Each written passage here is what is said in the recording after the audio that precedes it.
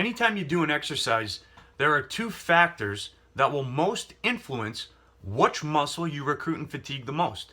So the reason you do an exercise in the first place is because you want to subject a certain muscle or group of muscles to high levels of tension, because you understand that if you want that muscle to grow, you need to recruit it and fatigue it the most throughout its capacity without overworking your body's capacity to recover. So that's why you choose the exercises that you choose, because the exercise is the tool that we use to load a specific muscle or a group of muscles.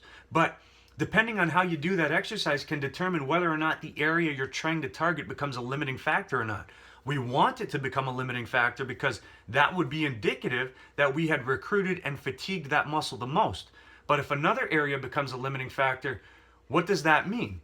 That means that the exercise that we just did and the way that we did it had a greater effect on recruiting and fatiguing a different muscle group, which might be why we did the exercise in the first place, or something that we didn't want to have happen. Because if that happens, then the muscle that we were trying to target obviously was not recruited and fatigued the most. Now, this doesn't mean that it will not positively respond to doing that exercise, but it just is not going to promote a maximal response.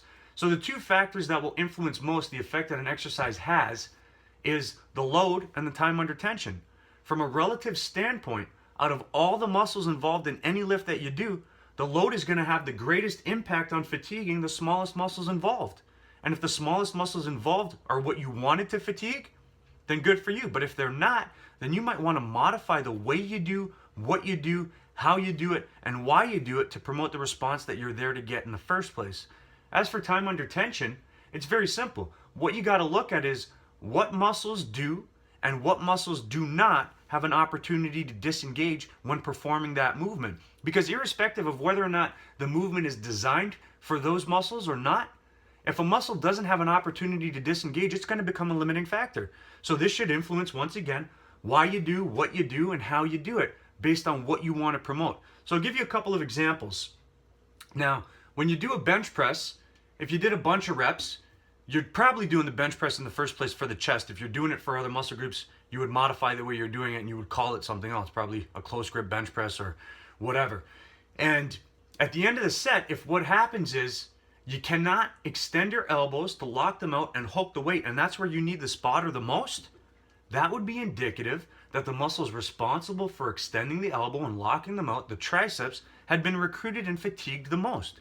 So if that's what you wanted to accomplish when doing your bench press, then you did it. But if it's not, if you wanted to recruit and fatigue the chest the most, then that should obviously affect how you do, what you do, and why you do it. As for the time under tension, perfect example is the deadlift. If we look at the deadlift, what is the deadlift designed to target? And here's how we know. What bones are in motion when we're producing force to overcome the resistance? So if we look at the deadlift, we say, okay, the thigh bone is in motion, and the torso, for the lack of a better term, is in motion. We're not rolling and unrolling the spine, but rather trying to keep it as stiff and sturdy as possible. So those two bones or levers meet at the hip joint. So the hip is the most active joint when trying to produce force to overcome the resistance. So what muscles act on those bones to move them when doing that lift? The glutes and the hamstrings. But what can often happen is that at the top of the lift, when you're standing completely upright, those levers, the thigh and the torso, are parallel to the direction of resistance. So the muscles acting on those levers don't have to do much work. They have an opportunity pretty much to disengage.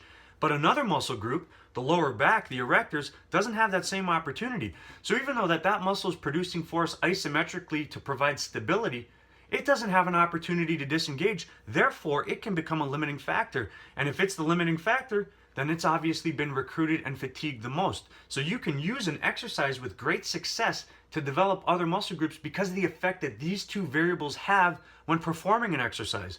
So when you start to understand this, it can really start to shape the way you do, what you do, how you do it, why you do it, to promote the response that you're there to get.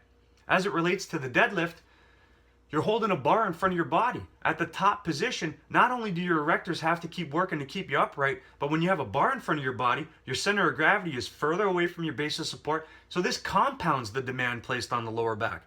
So now we've taken an exercise that was designed to work the glutes and the hamstrings because they pull on the bones that move when you do that movement, and we've used it to promote a response, a growth response of the erectors. And people have been doing this for decades. In fact, the deadlift is probably one of the best back building exercises there is even though it would be classified as a lower body lift because the muscles that produce the force to move the bones when you do that movement are located on the lower body.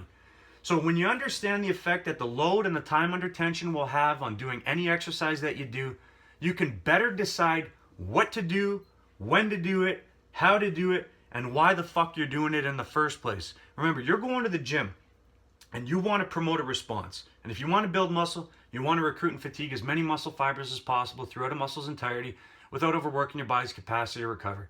So you pick the tools that are going to subject those muscles to the highest levels of tension, but you have to pay attention to the effect that the load and the time under tension will have on recruiting and fatiguing that muscle the most. Because the load, from a relative standpoint, will exhaust the smallest muscles involved in the lift the most. And if a muscle doesn't have an opportunity to disengage and it remains under tension for longer, while other muscles, even though the exercise was designed to target other muscles, they have the opportunity to disengage and to relax, then the muscle that does not is going to become the limiting factor.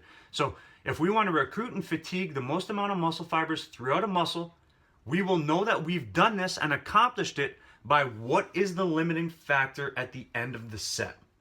So if you like this information, feel free to share it. Click the fucking button at the bottom, subscribe to the channel. I'll keep bringing you the best information you're going to find, period, as it relates to training to build muscle and get stronger, so that you know exactly why the fuck you're doing what you're doing, when the fuck you should be doing it, how the fuck you should be doing it, so that you maximize your return on investment of time and effort.